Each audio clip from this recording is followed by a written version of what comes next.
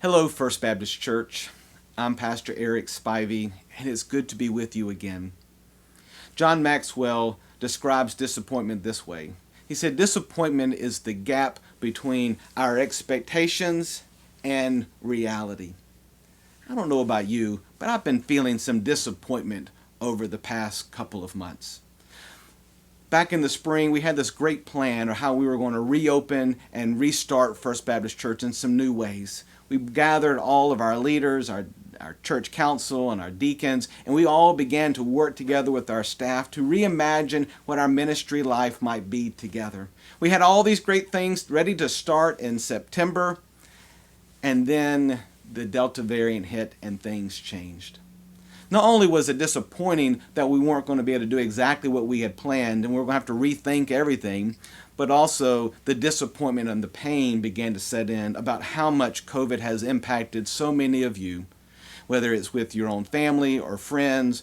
There are many of us who have been grieving during the season, and that really is difficult. As I've been thinking about how church connects to this, what I recognize is during this season, when things are so uncertain, what we most need is our faith, our church family, and a willingness and a hope for what comes next.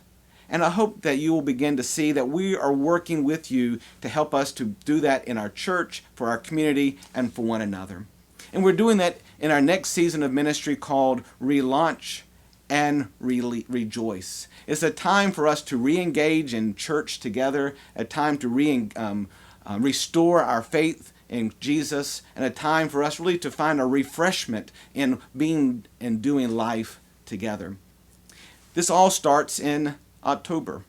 October 3rd is going to be our opening weekend. It's going to be a time when we celebrate baptism and worship. We're going to have a catered breakfast meal from Maple Street Biscuit Company. We're going to have a time of taste and see, open house for you to be able to tour our facility again and get to know our different discipleship study groups. And we want you to come and be a part of that and re-engage with one another, to see one another, sit and just talk for a little bit.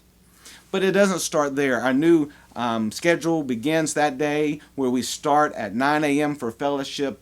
We have our Bible study groups beginning at 9:15 and worship at 10:30. We're even starting something called a pre-worship in the sanctuary, where you come into worship at 10:15, and there's going to be a spirit of preparation and worship. There'll be music playing. There'll be some guided thoughts on the screens for you to prepare your hearts and minds to enter into worship with Jesus Christ and with one another. It's going to be a great season as we reconnect with one another. Now, I know that COVID's not over. I know that we're still going to have some guidelines to help us to stay safe, and we're going to abide by those. But I think they're going to do it in a way that you can still engage with us. We'll also continue to have our hybrid ministry. You'll continue to find our living room worship online every morning, every Sunday at 10:30, and then recorded after that.